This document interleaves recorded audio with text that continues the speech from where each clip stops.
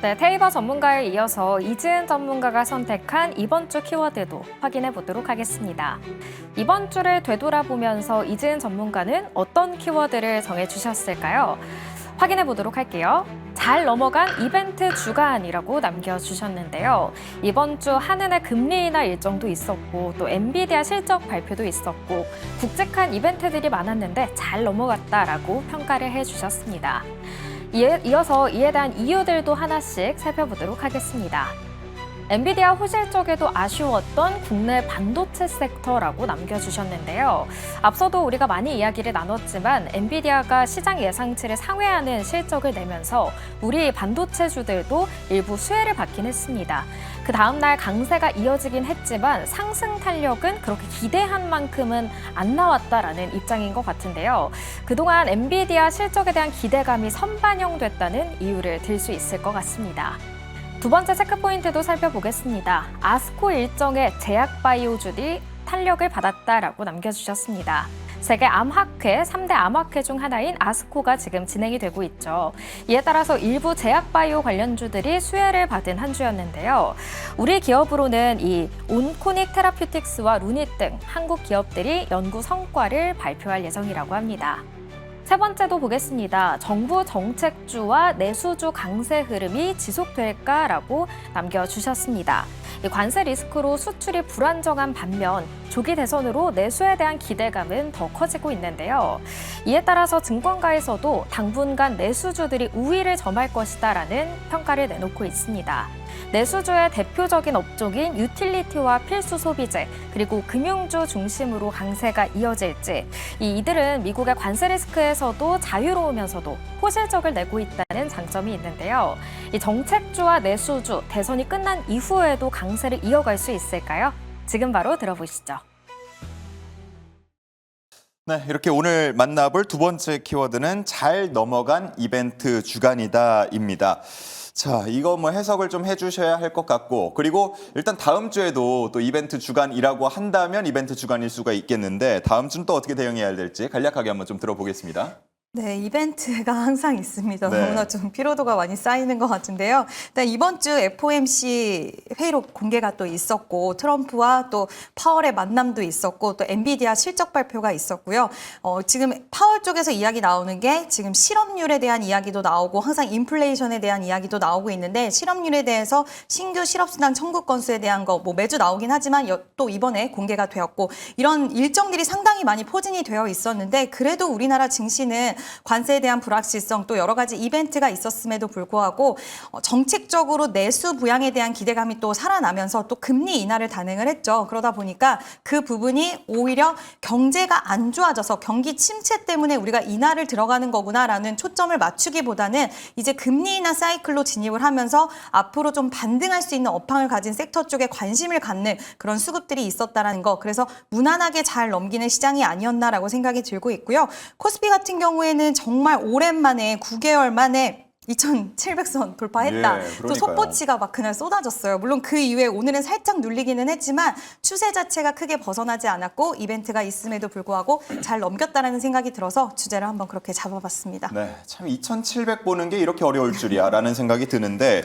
지금 뭐 증시 정치권에서는 그 이상을 계속해서 얘기를 하고 있는 상황입니다. 그리고 실제로 이전 데이터들을 보면 어쨌든 새 정부가 들어서고 나서 일정 기간 동안에는 증시가 좀 탄력을 받는 흐름들도 보여왔던 그런 흐름인데 이번에도 마찬가지일까요? 좀 기대를 해봐도 되겠습니까? 한 2주에서 한 달 정도는 통계적으로 올라가는 모습을 보입니다. 다만 그 이후에 뭔가 정책이 실제로 나오고 난 이후에는 실방 매물 혹은 차익 실현 매물이 크게 쏟아지는 모습을 보인다라는 점. 그래서 그 부분에 있어가지고 6월 달에 일단 엔비디아 실적 발표를 보고 난 이후에 현재 미국 증시가 무너지지 않고 있다라는 점.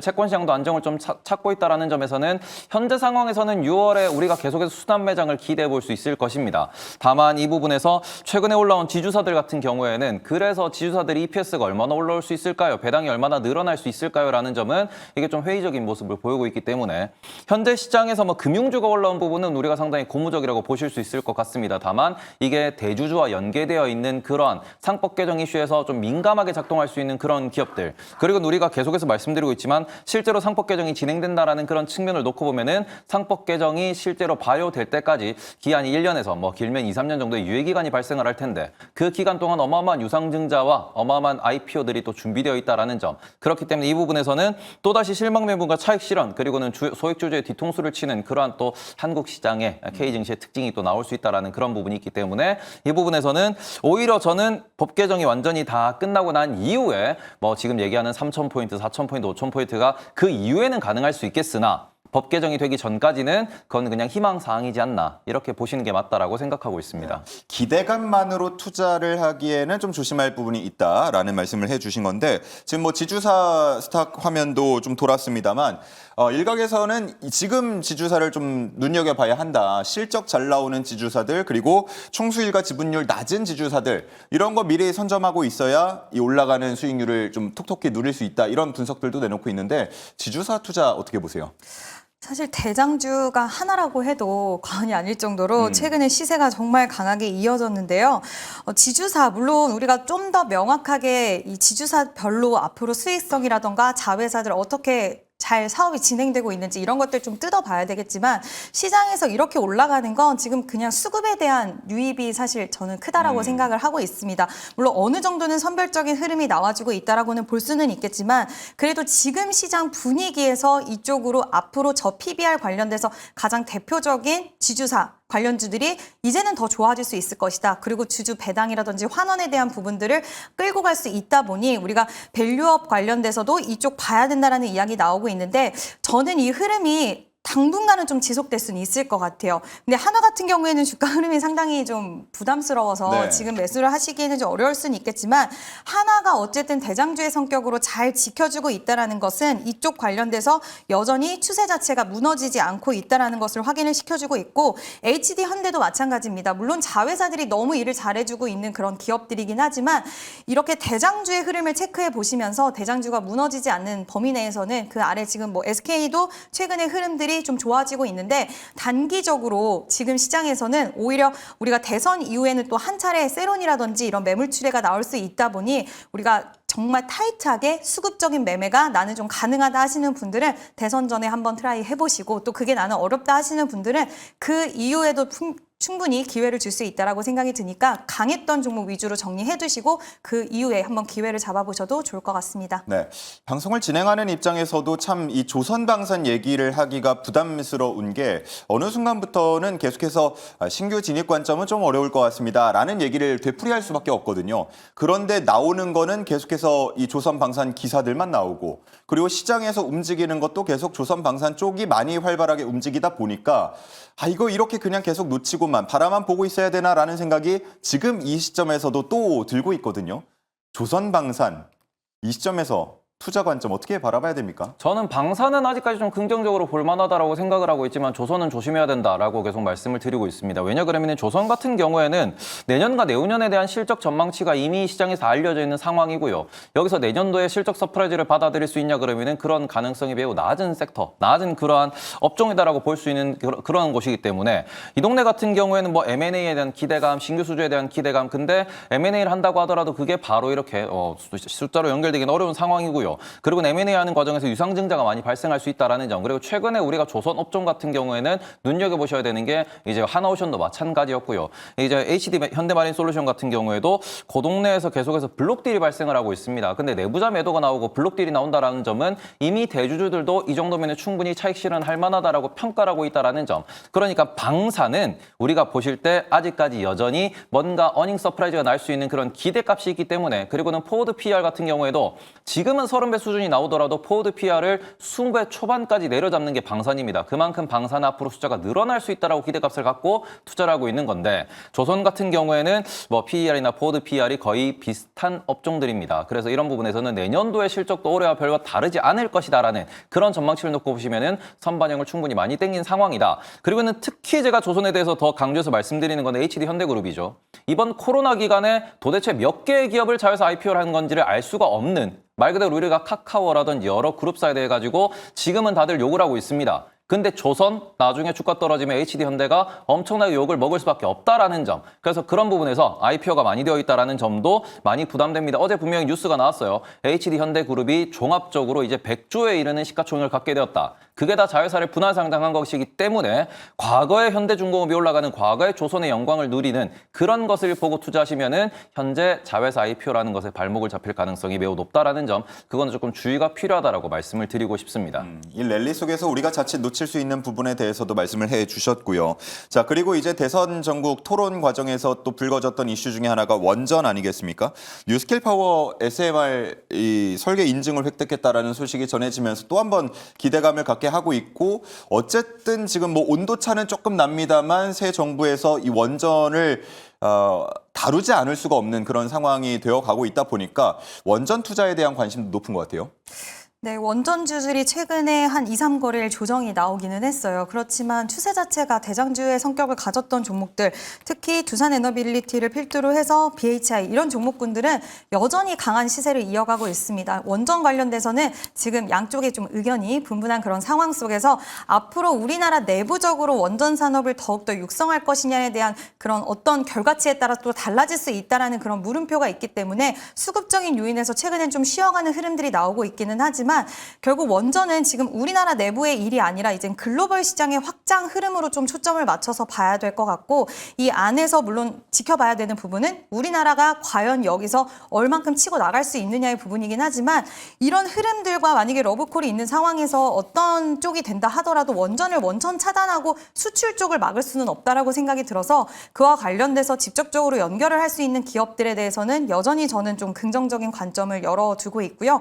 원전은 우리나라 내부 정치 모멘텀 이쪽으로만 생각할 게 아니라 글로벌 시장의 확장 흐름 쪽으로 오히려 초점을 맞춰서 보시는 게 맞다라고 판단을 하고 있습니다. 네, 말씀을 해주신 것처럼 뭐 원전이 이전에는 국내 정치적인 이슈가 워낙 많이 붙었다고 한다면 이제는 수출 부분도 강조가 되다 보니까 조금 이전과 바라보는 관점이 달라지는 것 같은데, 원전 투자 어떻게 보세요? 원전 같은 경우는 아직까지 차트가 다 살아있는 모습을 보이고 있는 중이고요. 그리고 그런 부분에서 지금 미국에서도 계속 수급이 들어오고 있다는 점, 말 그대로 미국에서 원전주가 아직까지 꺾이지 않았다는 점 놓고 보시면은 여전히 글로벌로 기대감이 높은 상황이고요. 원전과 함께 보셨으면 좋겠다라고 생각하는 거는 변압기 섹터라든지, 그리고는 지금 국내에서는 뭐 전선업계가 여러 가지 이슈 때문에 소송도 있고 여러 가지가 있다 보니까 조금 시끄러운 상황이지만, 그 관련된 전력 인프라 전반에 대해 가지고는 뭐 한국이 됐든 아니면은 미국이 됐든 그런 곳에서의 투자 아이디어는 계속해서 가져가셔야 되는 상황이다. 지금 젠슨항 같은 경우에도, 그리고는 미국 정부에서도 계속 이야기하는 거는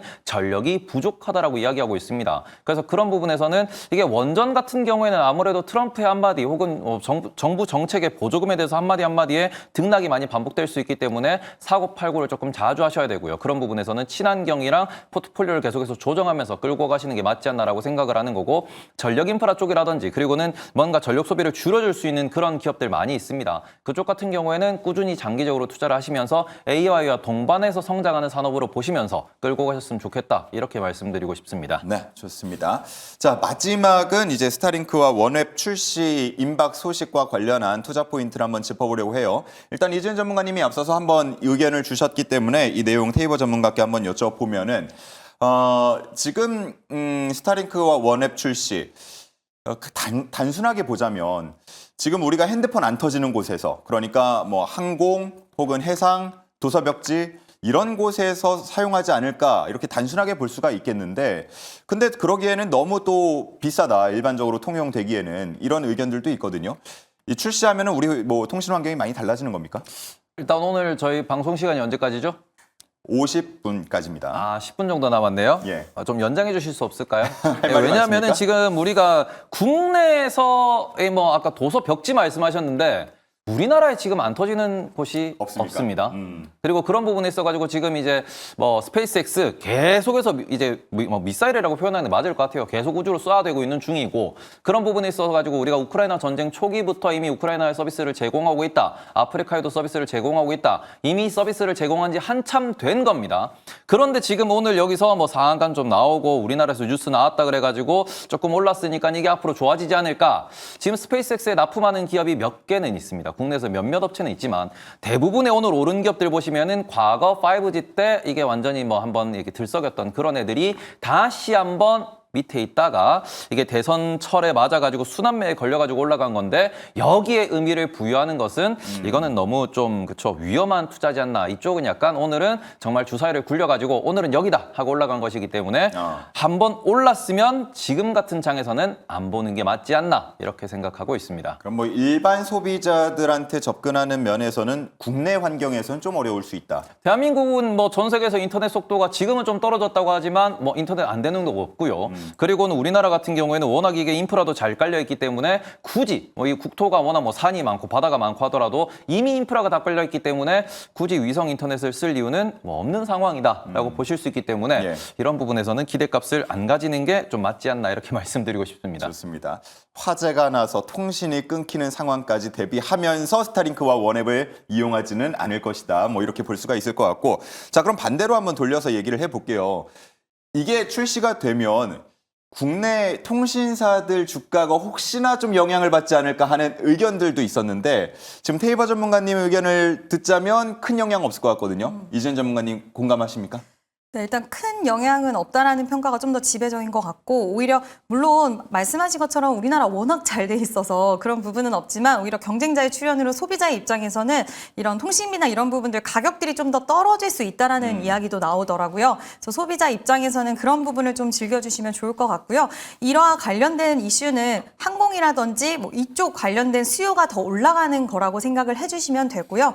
오히려 소비자들이라든지 그런 다른 이동통신사들과는 지금 당장은 크게 뭐 영향력은 없지 않을까라고 생각을 하고 있습니다. 네, 일단 뭐 스타링크, 원웹, 미국, 유럽 쪽 거기 때문에 우리 정부에서도 관련해서 저궤도 위성 개발을 한다고 하죠. 관련한 종목들이 있진 않을까 이쪽에 대한 발굴은 좀 필요해 보입니다.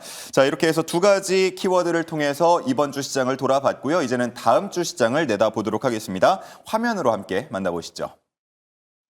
자, 다음 주 주간 일정을 한번 보도록 하겠습니다. 일단 6월이 되다 보니까 5월에 대한 전체 수출입 데이터가 발표될 예정인데 뭐 1일부터 10일까지, 20일까지 이렇게 발표가 나올 때에도 늘 관심을 받던 곳이 있죠. 특히나 화장품 쪽이 아마 또 주목을 받지 않을까 하는 생각이 들고요. 관련한 주가 움직임도 지켜볼 필요가 있겠습니다. 자, 그리고 바로 6월 3일로 가보도록 할 텐데요. 제21대 대통령 선거 본 투표가 진행이 됩니다. 이날은 장은 쉬게 되겠지만 아마 밤 새벽 중에 결과가 나올 것으로 보이고요.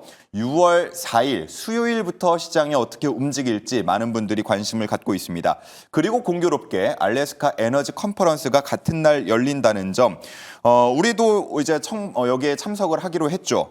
자, 그러다 보니까 지금 알래스카 LNG 관련한 종목들 또 어떻게 움직일지 관심이 많이 쏠리고 있는데 오늘은 미국 하원 의원단이 한국으로 들어와서 안덕근 산업통상자원부 장관을 면담하기도 했습니다. 관련한 얘기들이 많이 나왔기 때문에 LNG 관련주들이 다시 한번 주목받을지 이 부분도 우리가 꼭 체크를 해봐야겠습니다. 자, 다음은 보시죠. 6월 5일 목요일로 가보면 ECB의 통화정책회의와 연준 베이지북 공개가 있습니다. 우리 경제 환경도 그렇지만 지금 글로벌 경제 환경도 워낙 만만치 않고 많이 다변화되고 있기 때문에 이런 부분들도 잘 챙겨봐야 할 것 같고요. 그리고 6월 6일 금요일로 가보면 미국의 경제 지표 그리고 유로존의 1분기 GDP 확정치까지 발표가 됩니다. 자, 이렇게 쭉 일정을 한번 살펴봤는데 어떤 부분에 주목을 해야 할지 두 분으로부터 한번 얘기를 들어보도록 하겠습니다. 이재현 전문가님, 네. 대선이 역시나 가장 주목되는 일정일까요? 네, 대선이 가장 주목을 해봐야 되는 일정인 것 같고요. 또 대선도 있고 6월 6일에는 또 휴장이 있습니다. 우리나라 같은 경우에. 그러다 보니까 아마 수급이 생각보다는 강하게 이어지지는 않을 수도 있을 것 같아요. 핑퐁으로 좀 쉬기 때문에 이와 관련돼서 시장이 좀 지켜보고자 하는 그런 심리들이 반영되지 않을까라고 보고 있고 뭐 알래스카 관련된 에너지 프로젝트 오늘 후반부 가면서 그와 관련된 종목군들이 움직이기 시작을 하더라고요. 근데 좀 집약적으로 움직이고 있다라는 거 기억을 해주셔야 될 것 같고 예를 들어서 뭐 넥스틸, 동양철강 이런 관광 관련된 종목들이 좀 시세를 보였고 한택이라던가 원전과 또 LNG 관련된 그런 모멘텀을 갖고 있는 쪽의 종목군들이 움직였는데 이번에 SK 하이닉스 쪽에서 이야기한 부분이 이런 얘기를 했더라고요. LNG, 그러니까 한미가 동맹을 맺어서 LNG 수입을 더 늘려야 된다. 미국의 LNG 수입 늘려야 된다는 이야기도 했는데 약간 지겨우실 수는 있어요. 너무나 이야기가 몇 달 동안 지속됐기 때문에 지겨우실 수는 있지만 이게 거의 우리가 뭐 한미 패키지 협상 딜에 대한 시한도 남아있고 6월 3일에 또 일정이 있다 보니까 이때 오히려 가지고 계셨던 보유하셨던 분들을 매도 관점으로 한번 활용을 해보셔도 좋을 것 같고요. 그 이후에 또 추세가 강하게 붙는다라고 했을 때는 우리가 그 부분을 기회로 잡아볼 수는 있겠지만 우리 시장 지금 워낙 선택지가 많다 보니까 이런 이슈 일정 지나고 나서는 또 매도세가 더 강하게 이어질 수 있다는 점 참고를 하셔서 뭐 비중에 대한 조절이라던가 이런 대응 쪽으로 한번 그 일정을 한번 좀 참고를 해보시면 좋을 것 같습니다. 네, 좋습니다. 테이버 전문가님은 다음 주 일정 중에 어떤 부분 주목하고 계십니까? 저는 일단은 국내 같은 경우에는 워낙 이게 뭐 쉼도 많고 그리고는 이게 우리나라에서 만약에 다음 주에 대선 결과가 나오면은 트럼프 대통령이 바로 또 언급을 할 겁니다. 그래가지고 우리 빨리 와서 협상하자라는 얘기할 거고 알래스카 이슈도 있는데 알래스카에 대한 협상도 해야 된다라는 이야기가 나올 것이기 때문에 그렇게 되면은 결국 트럼프의 뭔가 발언이 우리나라에도 큰 영향을 미칠 수 있다라는 점 참고를 한번 해보셨으면 좋겠고 지금 트럼프가 법원이랑 싸우고 있는 게 다음 주 주말 되면 또 이게 멈춤이 끝나게 됩니다.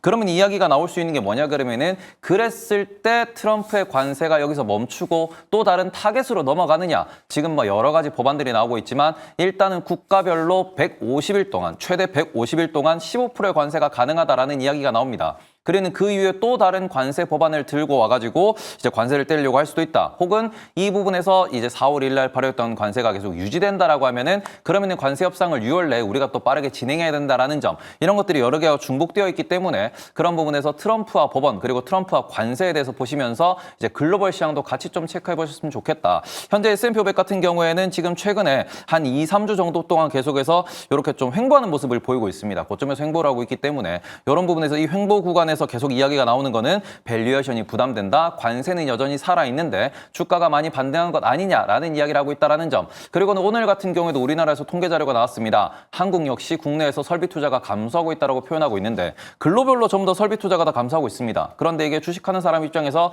지금 기업들의 설비 투자가 감소한다라고 하는 거는 이거는 시그널은 좋은 시그널이 아니기 때문에 시장에서 매우 부담스럽게 여기고 있습니다. 어제 같은 경우에도 미국에서 연속 실업수당 청구 건수가 지금 최근 3년 내 최대치를 뚫었다. 다시 올라가고 있다는 이야기가 나오면서 실제로 경기 침체 이야기도 나오고 있는 상황. 그래서 지금 미국 시장에서는 오히려 주식보다 채권에 대한 이야기가 많이 언급되고 있다는 점. 이렇게 되면은 오히려 세론이 좀 나올 수 있기 때문에 우리나라 같은 경우에도 최근에 올라올 때 그래서 주도주가 강하게 올라가는 모습을 보였느냐? 그건 아니고 순환매가 발생을 하고 있거든요. 미국에서도 지금 민주가 많이 올라오고 있다는 점. 이런 점들을 조금 주의하시면서 지금은 약간 시장에서도 관망이 좀 더 우세한 상황이다. 지금은 짧게 보는 게 우세한 상황이기 때문에 이런 데서 우리가 뭔가 대응을 잘 하셔야지 손실을 좀 안 볼 수 있다는 점. 이걸 주의하면서 투자하셨으면 좋겠습니다. 네, 짧게 질문 하나씩 더 드리고 마무리를 짓도록 하겠습니다. 새 정부가 들어서면 트럼프 대통령과 협상에 나설 것이다. 뭐 이런 얘기를 해주시기도 했는데 실제로 안덕근 산업부 장관이 이 하원 의원들하고 만났을 때 했던 얘기 중에 하나가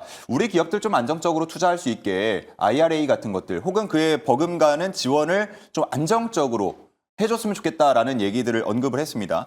자, 그렇게 됐을 경우에 뭐 알래스카 받고 우리는 IRA 뭐 받고 뭐 이런 식으로 좀 협상이 돼서 에너지나 2차 전지 이런 쪽에서 탄력받을 가능성도 좀 있을까요? 일단 우리한테 유리한 키를 주지는 않지 않을까라고 생각을 하고 있고요. 오히려 그들 쪽으로만 유리한 쪽을 일단은 요구를 많이 할 것 같아요. 네. 그리고 그 안에서 우리가 갖고 있는 뭐 기술에 대한 부분들, 그러니까 우리가 갖고 있는 이점이 있고 그게 그 미국에 도움이 되는 기술력이 있는 쪽, 뭐 예를 들어서 조선이라든지 이쪽에 대한 이야기들이 오히려 나올 수 있다라고 보고 있고, 뭐 전기차 관련돼서는 지금 트럼프와 또 일론 머스크의 사이가 좀 틀어졌다. 왜냐하면 지금 이번에 감세 정책에 대해서 좀 안 좋게 이야기를 했잖아요. 일각에서는 뭐 그런 이야기도 나오는데 결국 2차 전지 관련돼서는 우리나라 기업들을 그렇게 부응하기 위해서 해줄까라는 부분에 있어서는 저는 아직까지는 좀 물음표가 있어서 그 부분에 있어서 뭐 현대차 이야기도 나올 수는 있겠지만 이 부분에 일본과의 또 협상이 어떻게 진행되는지를 봤을 때 우리가 좀 지표적인 성격으로 앞으로 이렇게 될 수 있겠구나를 볼 수 있을 것 같은데 저는 그렇게 우호적으로 나오진 않지 않을까라고 생각을 하고 있습니다. 네. 테이버 전문가님께서는 뭐 채팅방에도 남겨주셨습니다만 저희가 준비한 화면에 없었던 내용, 브로드컴이나 룰루레몬 같은 실적 발표들을 조금 주목해 보시는 것 같은데 여기서 우리가 짚어봐야 할 포인트는 뭡니까? 일단 브로드컴 같은 경우에는 이쪽에서 반도체를 설계하고 있고 실제로 7월부터 지금 뭐 구글이나 아마존이 요청한 그런 반도체를 일본에서 생산할 것이다라고 연초에 발표를 해놓은 상황입니다. 그래서 이 부분이 얼마나 진척되고 있는지, 그리고 이 부분에서 정말로 일본에서 생산할 수 있을 것인가, 아니면 이게 또 TSMC로 넘어가게 될 것인가, 그리고는 그래서 엔비디아가 다시 한번 140불이라고 하는 현재 라운드 피겨 이 벽을 뚫고 올라갈 것인가, 이런 부분들이 전반적으로 미국 시장의 수급에 영향을 미칠 것이고요. 이게 우리나라의 지금 삼성전자는 잘 모르겠지만 하이닉스 같은 경우에는 현재 필라델피아 반도체 지수와 매우 연동된 움직임을 보이고 있습니다. 그래서 미국에서 반도체 시황이 결국에는 우리나라의 이등주라고 볼 수 있는 하이닉스의 방향성에도 영향을 미칠 수 있다는 점. 그래서 이런 부분에 있어서 미국에서 계속해서 반도체 이벤트가 계속 연이어서 나올 수밖에 없는 거고요.